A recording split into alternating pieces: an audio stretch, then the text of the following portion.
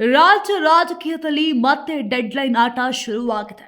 ಇಷ್ಟು ದಿನ DCM DK Shivakumar ಬಣದ ಶಾಸಕರು ಸಿಎಂ ಬದಲಾವಣೆ ಬಗ್ಗೆ ಡೆಡ್ಲೈನ್ ನೀಡ್ತಿದ್ರು.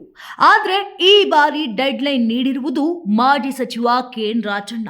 ಹೌದು, ಸೆಪ್ಟೆಂಬರ್ ಕ್ರಾಂತಿ ಎಂದು ಟೈಮ್ ಬಾಂಬ್ ಫಿಕ್ಸ್ ಮಾಡಿದ್ದ ಸಿದ್ದು ಆಗಸ್ಟ್ನಲ್ಲಿ ಇಟ್ಟು ವಿಕೆಟ್ ಆದ್ರು. ಆ ಬಳಿಕ ಸೈಲೆಂಟ್ ಆಗಿದ್ದ ರಾಜಣ್ಣ ಮತ್ತೆ ಆಕ್ಟಿವ್ ಆಗಿದ್ರು. ಮೊನ್ನೆ ಸಿಎಂ ಪ್ಲೇಸ್ ಎಂದು ಗುಡುಗಿದ್ದ ಕೆಎನ್ಆರ್ ಈಗ ಮತ್ತೆ ಟೈಮ್ ಬಾಂಬ್ ಫಿಕ್ಸ್ ಮಾಡಿದ್ದಾರೆ. ಈ ಬಾರಿ ರಾಜಕಾರಣದಲ್ಲಿ ಮಾಟ ಮಂತ್ರ ಸದ್ದು ಮಾಡ್ತಿದೆ. ಕಾಂಗ್ರೆಸ್ನಲ್ಲಿ ನಡೆಯುತ್ತಿರುವ ಬೆಳವಣಿಗೆಯ ಹಿನ್ನೆಲೆಯಲ್ಲಿ ಸಿಎಂ ಸಿದ್ದರಾಮಯ್ಯ ಮೇಲೆ ಮಾಟ ಮಂತ್ರ ಪ್ರಯೋಗ ಆಗಿರಬಹುದು ಅಂತ ಮಾಜಿ ಸಚಿವ ಕೆಎನ್ ರಾಜಣ್ಣ ಹೇಳಿಕೆ ಮಾತು ಇದೀಗ ಸಂಚಲನ ಮೂಡಿಸಿದೆ.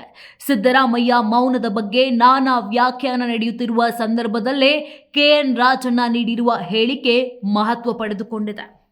ಬೆಂಗಳೂರಿನಲ್ಲಿ ಮಾತನಾಡಿದ ಕೆಎನ್ ರಾಜಣ್ಣ, ನನ್ನ ಅನುಭವದ ಪ್ರಕಾರ ನಾನು ಸಿಎಂ ಅಸಹಾಯಕರಾಗಿದ್ದಾರೆ ಎಂದು ಹೇಳಿದ್ದೇನೆ.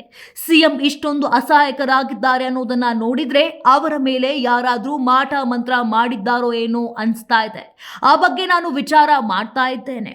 ಅದರ ಬಗ್ಗೆ ತನಿಖೆ ಮಾಡಿಸುತ್ತಿದ್ದೇನೆ ಎಂದರು. ಇನ್ನು ಸಿಎಂ ಅವರ ಮೇಲೆ ಮಾಟ ಮಂತ್ರ ಆಗಿರಬಹುದು ಅನಿಸ್ತಾ ಇದೆ. ಮನುಷ್ಯರ ಮೇಲೆ ಪರಿಣಾಮ ಆಗಬೇಕು ಅಂದರೆ ಅವರು ಆಸ್ತಿಕರಾಗಿರಬೇಕು ಅಂತ ಅಲ್ಲ. ಸಿಎಂ ಹಾಗೂ ನಾನು ಮಾಟ ಮಂತ್ರದಲ್ಲಿ ನಂಬಿಕೆ ಇಲ್ಲದವರು. ನಾನು ಸಿಎಂ ಅವರು ಅಸಹಾಯಕರು ಅಂತ ಹೇಳಿದ ಮೇಲೆ ಅವರು ಕರೆದು ಮಾತನಾಡಿದ್ದಾರೆ. ಗಟ್ಟಿಯಾಗಿ ನಿಲ್ಲಿ ಅಂತ ಹೇಳಿಸಿಕೊಳ್ಳುವಷ್ಟು ಅಸಹಾಯಕತೆ ಸಿಎಂಗೆ ಬಂದಿಲ್ಲ ಎಂದರು. ಆದರೆ ಕೆಲವು ಬೆಳವಣಿಗೆಗಳನ್ನ ನೋಡಿದ್ರೆ ಹಾಗೆ ಅನಿಸುತ್ತೆ. ಸಿದ್ದರಾಮಯ್ಯ ಸೈಲೆಂಟ್ ಆಗಿದ್ದಾರೆ ಅಂತ ಯಾರಾದ್ರೂ ಹೇಳಿದ್ರೆ ಅದು ನಮಗೆ ನಿಜ ಎಂದು ಅನಿಸುತ್ತೆ.